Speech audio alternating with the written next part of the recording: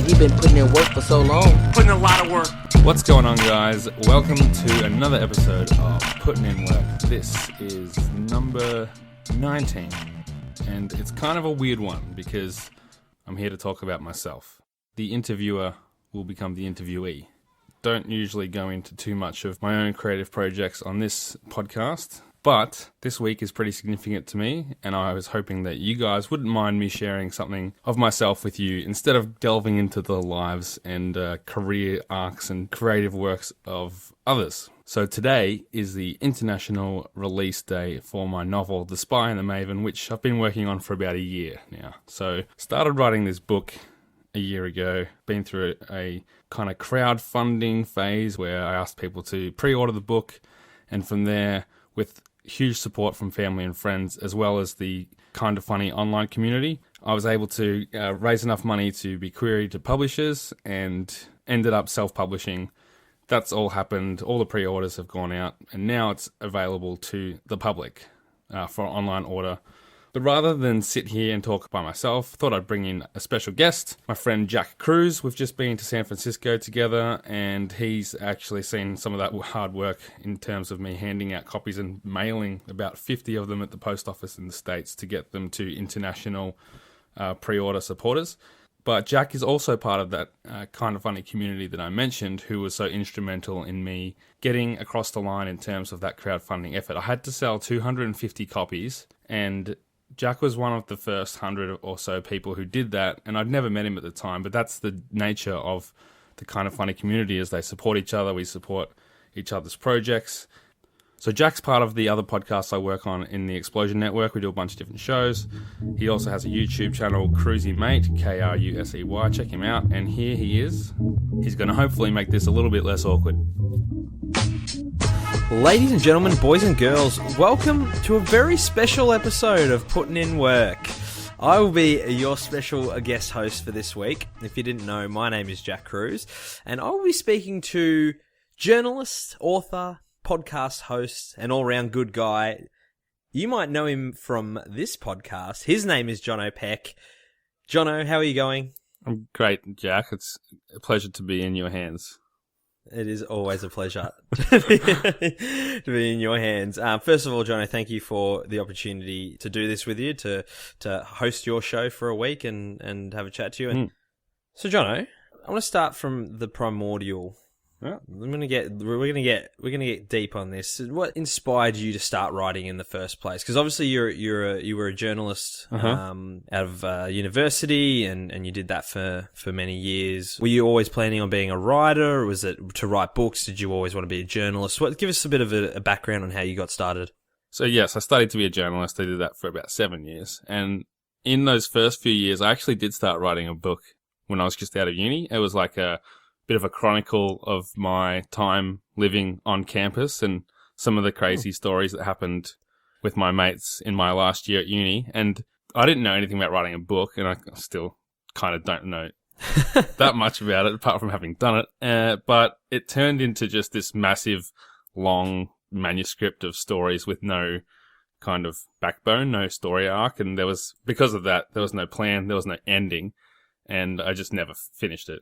Was it sort of like a book of short stories, or is that how you were sort of attacking it, or was it meant to be like a connecting? Yeah, it was like, here's a day, like, here's what happened this day, here's what happened like a week later, and it was kind of like, it was kind of like, each chapter was like a TV episode. I didn't really form it. It wasn't well formed. It was just, I enjoyed writing it, and it was a good exercise, I guess, and kind of a precursor to knowing that this time around I had to have a plot in mind. I had to know where it was going.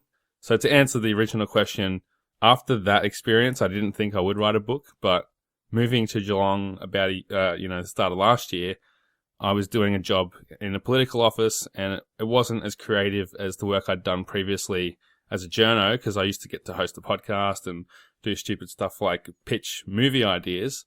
And that is actually the genesis of the story for The Spy and the Maven. I came up with a plot based off a internet randomly generated movie title, which was The Stealth Gene. And I came up with this idea, and about a year later, I was emailing my former co-host and said, hey, I've actually fleshed this out. What do you think? And he said, yeah, spy thrillers are a pretty big book market, maybe you should turn it into a book. And that was kind of how I started to nut that out. So what was the plan originally? The plan was for it to be a movie, or what was, you started to flesh out the idea? Yeah, like when I for some reason one day decided, I'm going to develop that a bit further. It was like, wouldn't this be a cool movie? And film and editing and that kind of stuff has always been a big interest of mine. And I would have to be honest to say, like, this is something that I wrote hoping, ideal world, that it could become a movie, because that would be awesome. Movies are great. I'm much more into film and TV shows than I am into reading books. Interesting. Which is probably unusual for an author to admit that, but it's true. And video games, obviously. But I didn't know the first thing about how to get a movie made, and I still don't. But I knew that if I could write a book, because I'd heard of these crowdfunding things like Publishizer and Inkshares. I think Gary Whitta had talked about it on Game Over Greggy show. I knew I could get 250 people to buy a book, and that's kind of the path I went down. Okay. I mean, obviously you're a writer by trade as a journalist. That was sort of what you studied in school. And was the plan for you to always be a writer, or was the plan to do movies, or what was when you went into your degree, what exactly did you study? What was the... Yeah, I studied a Bachelor of Arts with majors in media communications and journalism. And the goal was to be a journalist, because it seemed like the most viable writing career option at the time. Yep. Which is kind of funny to think about now with the way journalism's shrinking so quickly. Like, writing's a professional skill that can be applied to so many areas, which I didn't... Like, when you're 18 and looking at what to study, you don't really know what there is in terms of careers that come out of certain degrees. Yeah. But I knew that, like, going down the path of, I'm going to be a TV writer, or I'm going to write movies, like, to me, that being, I guess, a realist, I never thought that would be something that I would make a living out of. And I guess having written a book now, it's the first step to at least trying to do that. It's still something I'd love to do, but I'm still a realist, and I'm not expecting to, make a living from this. But if I can do it on the side and create stories that people enjoy, that's pretty cool, I think. So the book itself, how did it start? You randomly generated words, or what was the inception of the book? How did it start? Because it sounds to me like it was just sort of a random thing that popped into your head, and you just sort of ran with it. Yeah, it was. Like I said, it was. We were doing this podcast back at the newspaper I used to work at, The Standard in Warrnambool, and it was how to pitch a movie. That was the topic. So I just went into Google and searched for movie title generator, and one of the ones that came up was the stealth gene, and I thought, okay, what can I think of that can stem from that? So I came up with this idea, and it kind of just grew in my mind. And at that point, it was very, like, relying heavily on tropes and cliches, because it was being pitched in a podcast. But then as I thought about it, 6 months or a year later, I started to kind of piece it together in a little bit more depth, and thinking about, here's, I could put a really cool twist here, and I never had an ending, but that was kind of something that came as I was sitting at the computer. Okay. What were your big inspirations for the book? So obviously that genre, the spy and the espionage, the spy thriller sort of genre is something that interests you, but what were your main inspirations for the themes of the book? I'd have to say that Metal Gear Solid, the video game, was a really big influence, just because I've always loved it as a story, as you know from talking about it on our PlayStation podcast, Platinum Explosion, out every Monday, Tuesday, whatever it is. And yeah, just like kind of the levels of, conspiracy and the influence of government on espionage, and the twists and some of the crazy characters that you get in those stories was a big influence. But I wanted to do it in a way that was a bit more grounded. And the TV series Chuck was another one. And people have commented on the visual style of the cover having a bit of influence from Chuck. And some of the dynamics of the characters are similar in that, you've got the experienced secret agent working with the very underqualified protagonist. In my book, it's Andrew Maven, who's a journalist, not a spy. So it's kind of that fish out of water trope that I always find really fun to watch when you can relate to that person, and it was really fun to write as well. Okay. So as far as the content of the book, I've read about half the book myself, and obviously being a part of the Kind of Funny community, if the listeners out there aren't aware of what the Kind of Funny community is, it's 4, sometimes 5 best friends gather around a table. They're basically a YouTube group of guys who produce a whole lot of content and have done for quite a while, and there's quite a lot of throwbacks and in jokes and things like that relate back to that content. Things the guys say, people's names, stuff like that. What was the thinking behind including all those sorts of things, little Easter eggs and that in the book?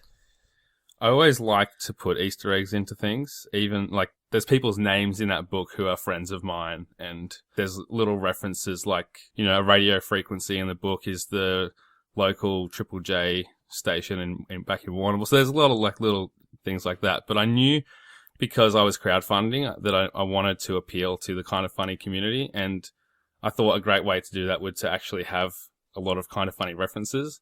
And that's been something that a lot of people have commented on, that they've really enjoyed reading them, getting a chuckle as they go.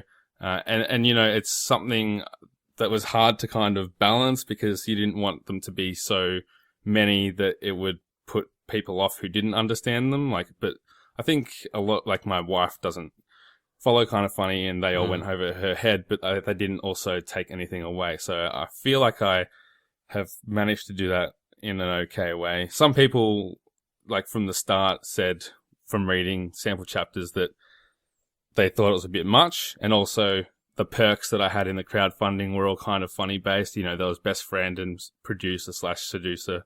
And that kind of thing. But, it was just something that I wanted to do. And I think that if some people like it and some people don't like it, that's also just part of how these things work as well. And that's been something that's one of the hard things about putting the book out, is just accepting that some people won't like certain things. You can't please everyone. It's very... Yeah, and because it's such a personal thing to create something to be judged specifically. Like when you write a news article or make a podcast or something, it's very much following, I guess, like to an extent, a formula, and you've either achieved what you were trying to do or you haven't. But with a book and being, you're trying to make people laugh, you're trying to tell a story, there's a lot of room for people to either get what you're doing or not. And that's like kind of just releasing it into the wild is kind of a nerve-wracking thing, but I'm glad that a lot of people have come back with a positive reception so far. Yeah, no doubt. No, I've enjoyed what I've read so far. What? How long did it take you to write the book? So the actual writing of the book was almost the easiest part of it. It was only 3 or 4 months, and then that was writing almost every day, writing it on the bus, writing it on my phone, on my lunch break, when I'm walking around town, just little ideas that I'd get here and there. Because it's when you're writing a book, it's always on your mind. Like, it just takes over. And I would be sitting in church listening to the message, and the guy up on stage would say something, and I'd think, oh, that's actually a cool little point or a good little illustration, and I'd write it down on my phone, and Hannah would give me a nudge and say, "What are you doing?" And I'd say, "It's blasphemy, Jono. Don't worry about me. It's all for the greater good." So yeah, I mean, like the writing itself was, at the time, it's everything. But then once it's finished, you realize that it's just kind of the first step, and that the marketing and the getting, like, the crowdfunding thing was such a massive part of it. And even after that, I still had all the publishing to get through, and yeah. So talk to me a little bit about that going down the crowdfunding route. Was that always the plan, or did you start writing this book and think, I'll go to publishers and try and sell it to them, or what was the thinking behind going with Publishizer?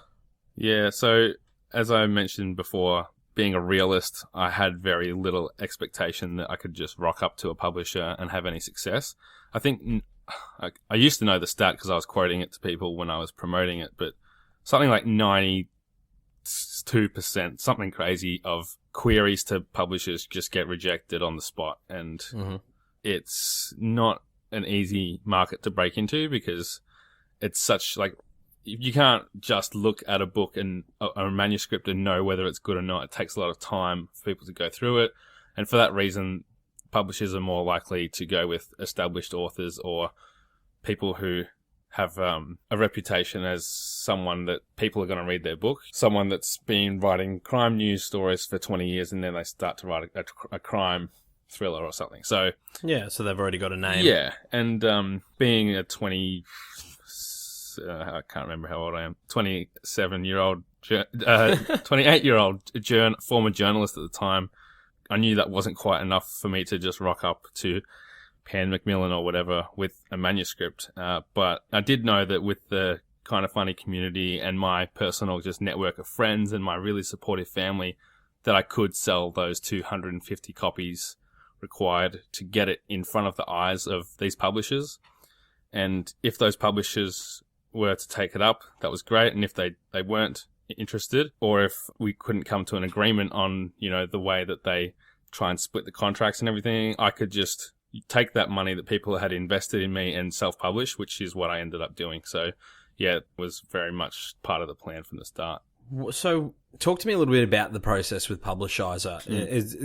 What are the quotas? What are the goals? What are the things that you have to hit to get the book published? So you have to sell 250 copies, and generally Is that across every book? Like every person that uses Publishizer has to have 250 copies sold, or how do they get to that number? I think they're kind of changing it all the time. Like it's probably even changed since I did my campaign. And I know that like at the time you couldn't include ebooks in that, but I think that may have changed too.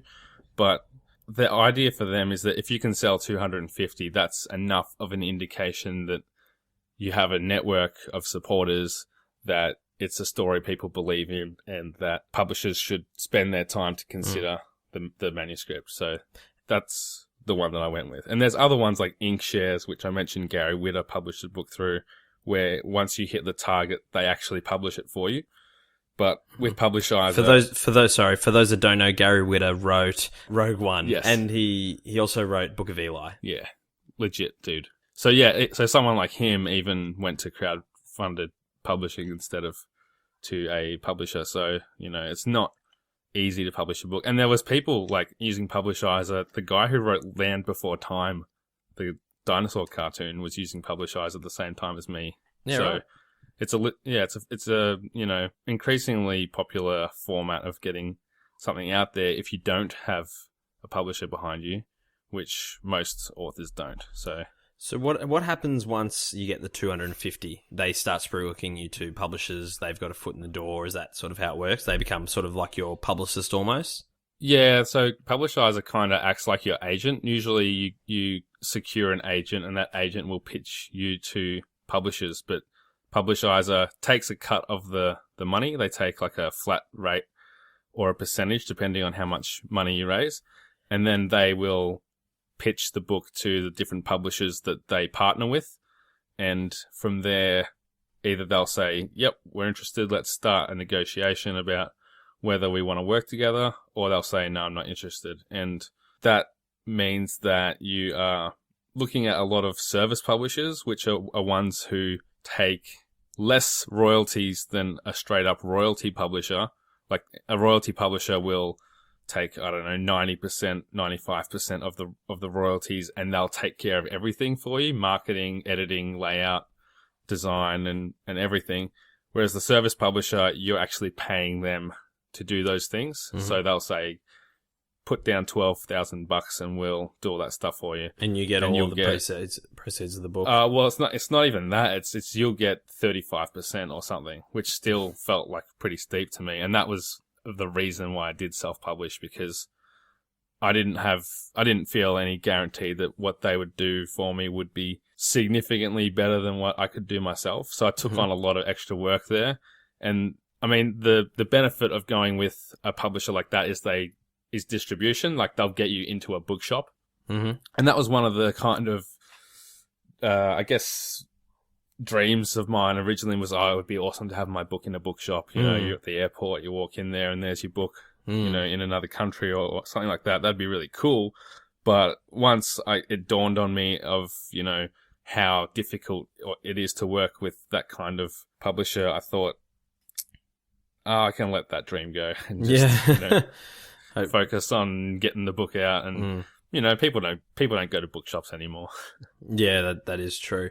So we talked a bit about the kind of funny community and that being a big basis of the book being able to get the 250 in the publish. And what role did the community play, as far as, if you're comfortable talking about the percentage? Like, what, obviously you would have had friends and family who would have contributed, but what percentage of that community would have purchased the book of the 250? Yeah, so I ended up with 285 copies sold on Publishizer and a few more since then just outside. But I would guess that more than 100 copies would have been purchased by these people who I'd never met, which is pretty amazing. Like I said, I couldn't have done it without that community, and that's why I wanted to make them a part of the story, kind of as a homage. And not just that, but Greg and Colin formerly from Kind of Funny, were a big inspiration for me to actually do it, because they famously quit their jobs at IGN to start their own company and do their own thing. And I guess it's that spirit of, getting out there and just doing what you want to do that did inspire me to say, I can do this. And the community that they built around them, that they knew would support them, I knew that they would support me as well. Yeah, okay. What's the plan going forward? Obviously, you've sold your 280 copies. You've self-published. You've got the book printed. You've mailed it out. You carried however many copies with you, suitcases over to America, and posted them out from the bloody post office in San Francisco. What's the next step? So the book's for sale on Amazon. Is the plan for it to get picked up to go into a bookshop? Is that a possibility, or do you need to be with a publisher for that, or is it just to hope that people will find it through searching and Amazon and that kind of thing? How does this book continue to thrive and sell for you? What's the next step? So I guess I should say, just getting the book out there to the people that pre-ordered it in itself is an amazing feeling. And if that was all that happened and not another person bought my book, I would be happy, because they're the ones that believed in me and were interested, and they put the money down, months, months. I'm talking in September last year. They put the money down back then because they believed in me, and that means so much to me. So just to have them get the book and enjoy it is huge. But from here, I suppose that, it is available to the public, and if people come across it online, or if they get, recommendations from, people like yourself or anyone else, I've had a pretty big emphasis on, I guess, the social media aspect of marketing it, and just, spreading the word, telling a friend. Some people bought multiple copies, so I guess they'll hand them out to their friends, and getting Amazon reviews and all that kind of thing helps a lot, apparently. So I'm just going to be trying to encourage readers who've enjoyed it to do that, and hope that, the algorithms of the internet take over and can, it'll pop up on, we recommend for you this book, and hopefully someone with influence will see it. Maybe the Max Landises of the world will check it out and do that kind of thing. So yeah, that's really, I guess that's a best case scenario at the moment. But if it sells another couple hundred copies, that's it. I haven't got any fees at the moment apart from what I've spent and what I'm going to put into marketing. So I'm winning already. So you no doubt.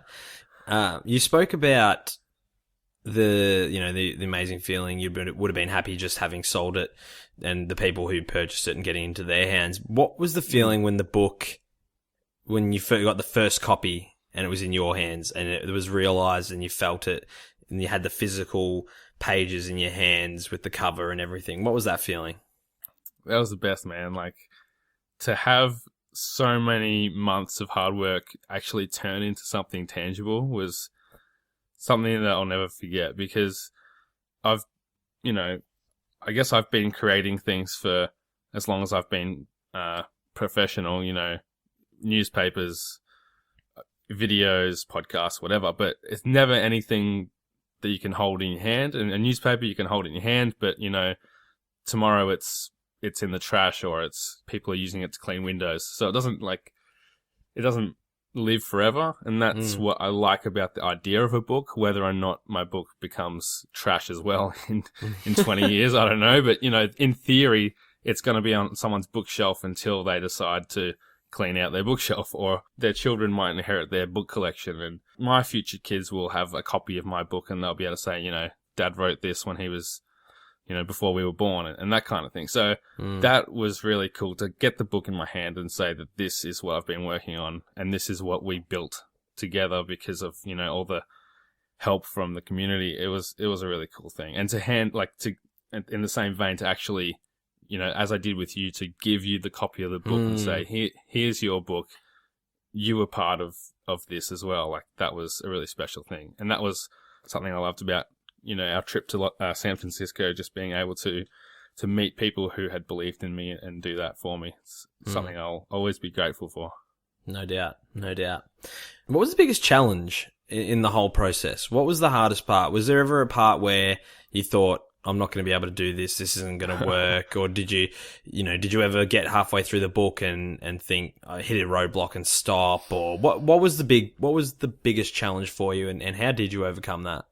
The hardest part of it was probably everything that happened after it was finished. Like, almost every phase of the book had its own hardest part. But to start with, there was, like, this may come as a surprise because I'm kind of a master of self-promotion now, but humbling myself to say I need help to get this published, that wasn't easy for me. And once I made the decision to put myself out there and say, please buy my book, like, please support this book, it's really important to me, and I can't do it without help. Like, once I made the decision to do that, I just committed to it. And as you know, from being in the Facebook group, I would bring it up any chance I could. And to kind of allow yourself to be viewed as someone that's just trying to leech off people, that's a hard thing to come to terms with. But I just had to kind of hope that people would see that it was a genuine kind of thing and not like trying to take advantage of people. And did anyone ever say that to you? Did anyone ever confront you and say, you're taking advantage of these people's kindness or anything like that? Or no, not like that. Like, it's something that just kind of hangs in the back of your head that there might be people who remain silent that think that way. No one ever said anything other than maybe a joke like, oh, here's Jono again pimping his book. But I can handle that. That's fine. Yeah, that's just banter. But yeah, it's just banter. And I mean, so that was a thing that I had to kind of adjust to in, becoming the guy that's trying to do something. And, when you try to do something, you can fail. And doing a crowdfunding campaign in itself is something where you're setting yourself up to either succeed or fail, and it can go either way. So that was a big thing. And I guess since then, the hardest part was just not knowing how these things work, because, I'd get into negotiations with a publisher, and then they'd, make their offer, and I'd look at it and I'd be really disappointed with what it was, and then I'd be back to square one. And you're trying to communicate it back with the people who've invested into the book, because they need to feel part of the process. They have literally invested in you, and you want them to feel like you're not just taking their money and running. And it was disappointing to me because I knew that no one ever put pressure on me like, hurry up, Jono, what are you doing? But I did feel like I need to actually move this ahead. And that was kind of deliver now. Yeah, it was kind of a constant thing of trying to balance, do I take this offer because it's here now, or do I do this one that will extend the wait by 6 months because that's how long it takes? And I eventually did make the decision to do all the layout myself, to have my dad, who's a former newspaper editor, to act as the editor of the book, which I'm really thankful to have him and, the other people that read it for me to help out with some of that editing. And just the actual delivering of the books in itself was something I didn't consider. That was a massive effort. Like, my kitchen was overtaken with books for a month. And like, did you ever think about doing like the snow angel in the books? Yeah. I would. Taken a dive yeah, into I could have, but I probably would have damaged them. I would have been more concerned about that. But yeah, just having like 280 books in your house and sorting out these ones are going to America, these ones are going to Europe, these ones I can deliver in Geelong, these ones are for mum and dad to deliver in Warrnambool. It's like trying to make sure people get their paperbacks, people get their hardcovers. It's just a lot. It is a lot of work, and I'm glad that I did it myself, because it's really rewarding to look back at, what I've managed to do. But yeah, I think book number 2, I will do it a little bit more simply. Yeah. Keep it simple. Yeah. Do you have any advice for anyone in a similar position thinking about writing a book, or someone who started writing a book, or, maybe it's in the pipeline, maybe it's something they've dreamt of doing? Have you got anything any words of wisdom to pass on? Yeah, it's probably cliche, but cliches are inevitably true. And I would just say do it, because it's so easy to start something, and the harder part is to just push through with it and know that you're going to finish it.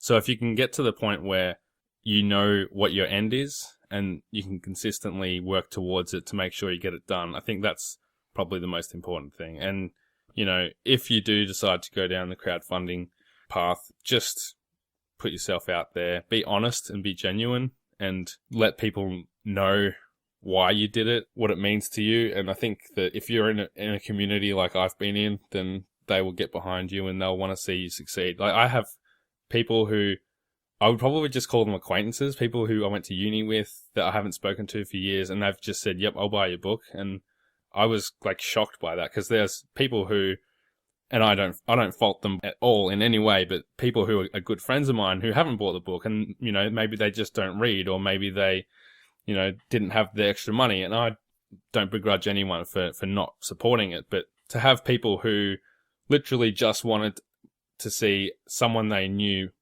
achieve their dream of publishing a book was pretty special. So I think if you just put yourself out there and put in the hard work, then that's probably my best advice. Mm. And in closing, I know that this is a very unique question that I don't think anyone's ever asked anyone before on a podcast, but Jono, what would you do if you knew that you couldn't fail? What would you do if you knew? That's what people always say when I ask this. They repeat the question because they've never heard it before. It is a good question. Yeah. I mean, I would keep doing this and I would make money off it, and I would just sit at home in my trackies and write books all the time. That's really what I would do. And maybe I would even write movies, because actually, now that I'm thinking about it, people who write movies seem to be fairly depressed that the movies don't come out the way they write them. So maybe I would just stick with books. Yeah. Good call. Jono, thank you so much again for giving me the opportunity to talk to you about your book. It's a fantastic feat that you've done. It's something you should be very proud of. I know I'm proud of you, your family's proud of you, the whole community got behind you, and you've done a fantastic thing and accomplished something really special by being able to get this book out. So just one last question. When can we expect a sequel? When is the next book by author Jono Pech going to be in our hot little hands? The ideas for the next book are developing every day. They keep changing. I keep trying to come up with something. Like I said, you need to have your full story, I think. I do anyway, before I start on something. I have got a lot of notes taken, but I kind of want to make sure I've pushed this one out there as much as possible before I start work on the next one. So give it a few months at least, and we'll see what happens. I'm looking forward to it. And Jack, before we sign off, where can people find you? You can find me on Twitter at Kruse_mate, which will remain that way forever. And you can find me on YouTube. I do a video journal, which is Kruse Mate. It's spelled KRUSEYMATE. So go and check that out. Jono is at Jono himself on Twitter. I am indeed. The Spy and the Maven is at Spy and the Maven. That's right, on Twitter. We're all over the place. And this is Puttin in the Work Pod. No, Puttin in Work Pod. I didn't mean to do that. I did not mean to do that. I swear to God. And you can find both of us together on the Explosion Network at Explosion Pod. We do a bunch of shows with some of our mates from the Kind of Funny community. Check it out. Until next week, keep putting in work. Beyond. Beyond.